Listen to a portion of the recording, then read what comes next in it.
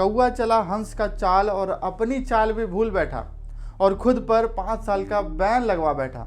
नमस्कार, मैं Krishna, advocate, supreme court and founder the legal side. दोस्तों, आज मैं आपको इस वीडियो में पीएफआई के बारे में कुछ विशेष बताने वाला हूं। दोस्तों, PFI, RSS, Simi, BJP, UAPA, ISI, terror funding, supreme court और सरकार, यदि इनसे संबंधित कोई भी प्रश्न आपके मन में अभी उठ रहा है तो इस वीडियो को देखने के बाद आपको उन सभी प्रश्नों का समाधान, जवाब मिलने वाला है। इस वीडियो में हम आपको आगे बताएंगे कि पीएफआई पे लगा 5 साल का बैन केवल 5 साल के लिए ही रहेगा या फिर उसे परमानेंट बैन किया जा सकता है, तथा साथ ही यह भी जानेंगे कि इस मामले में कोर्ट क्या कर सकती है। दोस्तों, यह वीडियो काफी विशेष है, इसलिए इस वीडियो के लास्ट तक जरूर बने रहें और इस वीडियो के अंत में मैं आपसे एक सवाल करूंगा और मैं उम्मीद करूंगा कि आप उसका जवाब कमेंट में जरूर देंगे। तो चलिए शुरू करते हैं। पीएफआई यानी popular front of India, Hindi में इसका मतलब है भारत का लोकप्रिय मोर्चा, जो कि भारत में बिल्कुल भी लोकप्रिय नहीं है। और हाल ही में मिनिस्ट्री ऑफ होम अफेयर्स द्वारा इस संस्था को गैर कानूनी गतिविधि रोकथाम अधिनियम के तहत यानी अनलॉफुल एक्टिविटी प्रिवेंशन एक्ट के तहत दोषी पाए जाने पर इस पर 5 साल का बैन लगा दिया गया है। आपको बता दें कि पॉपुलर फ्रंट ऑफ इंडिया यानी पीएफआई 3 मुस्लिम संगठनों को मिलकर 2006 में बना था। 2012 में केरल की सरकार ने यह दावा किया था कि पीएफआई कुछ नहीं बल्कि सिमी यानी student Islamic movement of India का ही दूसरा रूप है और सिमी पर प्रतिबंध लगने के बाद पीएफआई के रूप में ये अपने गैर सामाजिक तथा राष्ट्र विरोधी गतिविधियों को अंजाम देते हैं। यहाँ तक कि पीएफआई के अधिकतर कार्यकर्ता सिमी के ही सदस्य हैं। पीएफआई पर तालिबान, अलकायदा, आईएसआई जैसे आतंकी संगठनों के साथ संबंध होने के भी आरोप लगाए गए हैं। साथ ही पीएफआई पर आरएसएस कार्यकर्ताओं की हत्या करने तथा देश में अशांति फैलाने के लिए विरोध प्रदर्शन करने के लिए टेरर फंडिंग प्राप्त होने का भी आरोप लगाया गया है।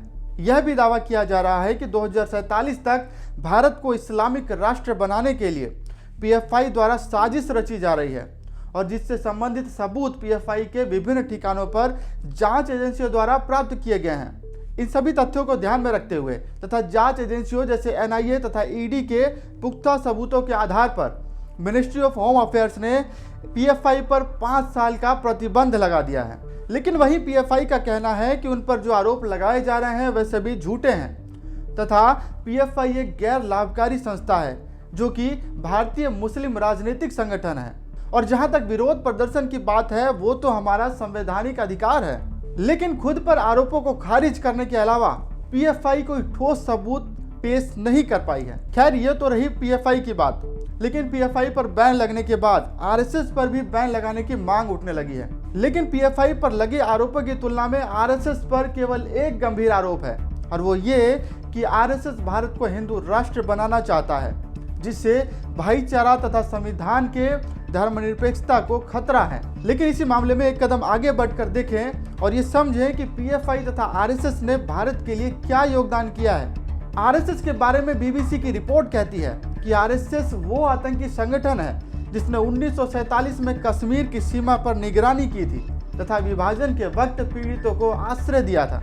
इसी आतंकी संगठन आरएसएस ने 1962 तथा 1965 के युद्ध में भाग लिया था तथा कश्मीर तथा गोवा के विलय में भी इसने कानून व्यवस्था को बनाने में अपना सहयोग देकर अपराध किया था तथा आज भी यह संगठन विभिन्न प्राकृतिक आपदाओं के वक्त सुर्खियां बटोरने के लिए तथा फोटो खिंचवाने के लिए अपनी जान जोखिम में डालकर असहाय लोगों की बिना उनका धर्म अथवा जाति पूछे उनकी जान बचाता है तथा उनकी सहायता करता है। यदि आपको इस बारे में विश्वास नहीं होता है तो इससे संबंधित बीबीसी की रिपोर्ट का लिंक मैं अपने इस वीडियो के डिस्क्रिप्शन में भी शेयर कर दूंगा। वहीं अगर भारत के योगदान के लिए पीएफआई की बात करें तो बीबीसी आज भी इसकी खोजबीन कर रहा है और जिन संवैधानिक अधिकारों की बात पीएफआई अपने बचाव में कह रहा है उसके लिए आपको बता दूं कि संवैधानिक अधिकारों में कुछ एक्सेप्शंस भी हैं, जिसके तहत यदि राज्य की सुरक्षा, सामाजिक व्यवस्था तथा देश की एकता एवं अखंडता पर खतरा उत्पन्न होता है तो ऐसे फंडामेंटल राइट्स को निलंबित किया जा सकता है। और अब बात करते हैं कि सरकार द्वारा लगाए गए 5 वर्षों के बैन के बाद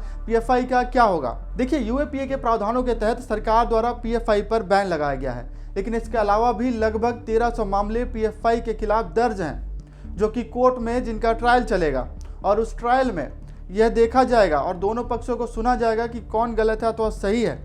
यदि पीएफआई यहाँ पर गलत पाई जाती है तो पीएफआई पर परमानेंट बैन लगाया जा सकता है तथा साथ ही दोषी लोगों पर सजा की कार्रवाई की जा सकती है।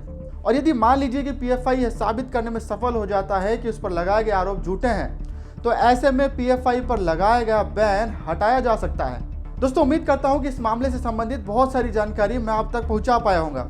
और अब दोस्तों बारी है आपसे सवाल पूछने की।